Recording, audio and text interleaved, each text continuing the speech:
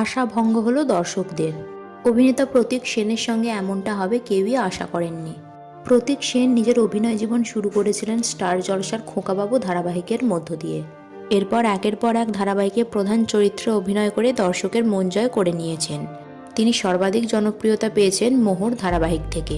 এই ধারাবাহিকের মোহর ও শঙ্কর জুটি দর্শকরা খুব পছন্দ করেছিলেন।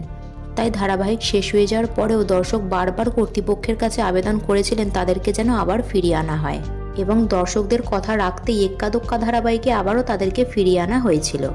যদিও এক্কা দোক্কা ধারাবাহিকে প্রতীক সেনের এন্ট্রি হয়েছিল থার্ড পার্সন হিসাবে, কিন্তু শেষ পর্যন্ত রাধিকার সঙ্গে তার কেমিস্ট্রিও দর্শক খুব পছন্দ করেছিলেন। এবার দর্শকদের আশা ছিল নতুন একটি রোমান্টিক ধারাবাহিকে আবারও ফিরিয়ে আনা হোক প্রতীক এবং সোনামণির জুটিকে। কিছুদিন আগে একটি ভিডিওর মাধ্যমে আমি আপনাদের জানিয়েও ছিলাম খুব শীঘ্রই সুরিন্দর ফিল্ম প্রোডাকশনের হাত ধরে তারা দুজনে আবারও ফিরছে টেলিভিশনের পর্দায়। অর্থাৎ একটি রোমান্টিক ধারাবাহিকের হাত ধরে মোহর শঙ্খ জুটি অর্থাৎ প্রতীক সেন ও সোনামণির জুটি আবারও ফিরছে টেলিভিশনের পর্দায়। কিন্তু এবার দর্শকদের সেই আশা পূর্ণ হলো না। বিশেষ কারণবশত অভিনেত্রী সোনামণি সাহাকে এই ধারাবাহিক থেকে বাদ দেওয়া হয়েছে। যদিও বাদ দেওয়ার কারণ হিসাবে এখনও কিছুই জানানো হয়নি, কিন্তু শোনা যাচ্ছে প্রতীক সেনের বিপরীতে অভিনয় করবেন একটি জনপ্রিয় মডেল।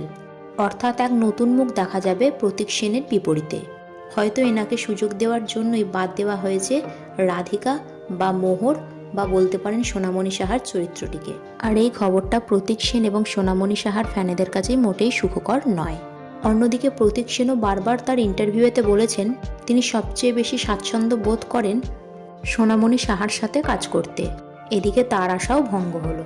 সো বন্ধুরা, এই বিষয়ে আপনাদের বক্তব্য কি নিচে কমেন্ট সেকশনে জানাতে পারেন। ভিডিওটি ভালো লেগে থাকলে লাইক এবং শেয়ার করবেন, আর এই ধরনের নতুন আপডেট পাওয়ার জন্য চ্যানেলটিকে সাবস্ক্রাইব করতে ভুলবেন না।